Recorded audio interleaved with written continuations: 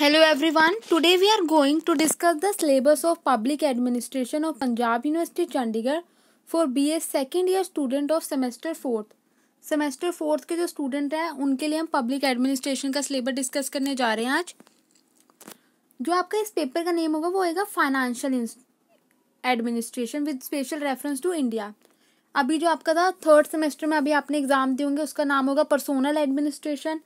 अब आपका आ जाएगा यहाँ फाइनेंशियल एडमिनिस्ट्रेशन। फोर्थ सेमेस्टर में मैक्सिमम मार्क्स का जो आपका पेपर होगा वो 100 मार्क्स का होगा। थ्योरी आपकी 90 मार्क्स की, इंटरनल असेसमेंट 10 मार्क्स की होगी और जो टाइम आपका अलॉटेड होगा वो होगा 3 आवर्स।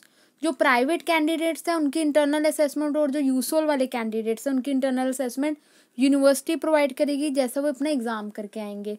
जो रेगुलर स्टूडेंट है उनकी इंटरनल असेसमेंट उनके कॉलेज वाले प्रोवाइड करेंगे on the basis of their FS हो रहे हैं, उनके यूनिट टेस्ट हो रहे हैं, उनके अटेंडेंस वगैरह के जो भी बेसिस होएगा उनका उस बेस पे उनकी इंटरनल असेसमेंट मिल जाएगी।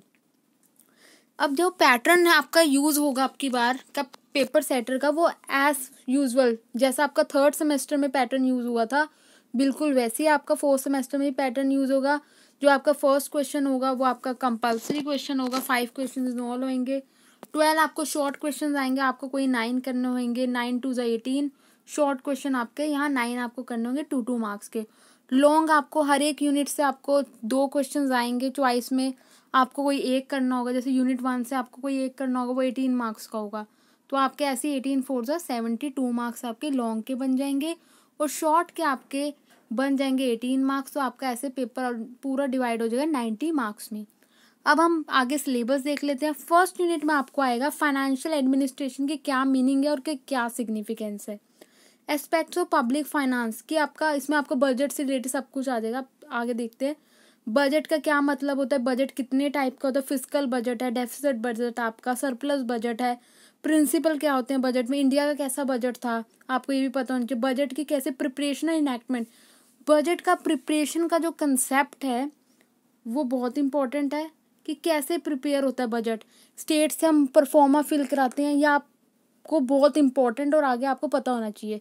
अगर आप फाइनेंशियल एडमिनिस्ट्रेशन पढ़ रहे हो, आगे आपने यूपीएससी में जाना है, आपने सिविल सर्विसेज के एग्जाम देने हैं, या आपने एमए इन पब्लिक एडमिनिस्ट्रेशन करनी है फॉर द जनरल सेक के लिए, या इस एग्जाम के अच्छे स्कोर करने के लिए आपको इस बारे में पता होना चाहिए बजट की क्या प्रिपरेशन और क्या इनैक्टमेंट कैसे होती है, कौन इसे प्रिपेयर करता है, कौन इसे इनैक्ट करता है, कौन इसे प्रेजेंट करता है, कहाँ प्रेजेंट होता है, ये आपको पता होना चाहिए।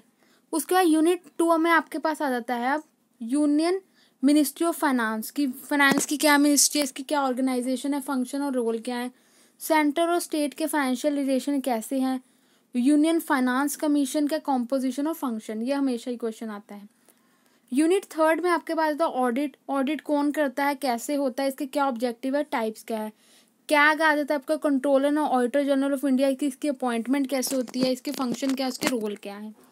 कंसेप्ट आपके पास है deficit financing, physical deficit, public debt and public expenditure. ये जैसे आपका आता है 7.5 और 7.5 में आपका ये 2 पूछ लेते हैं आपसे लॉन्ग में, ठीक है।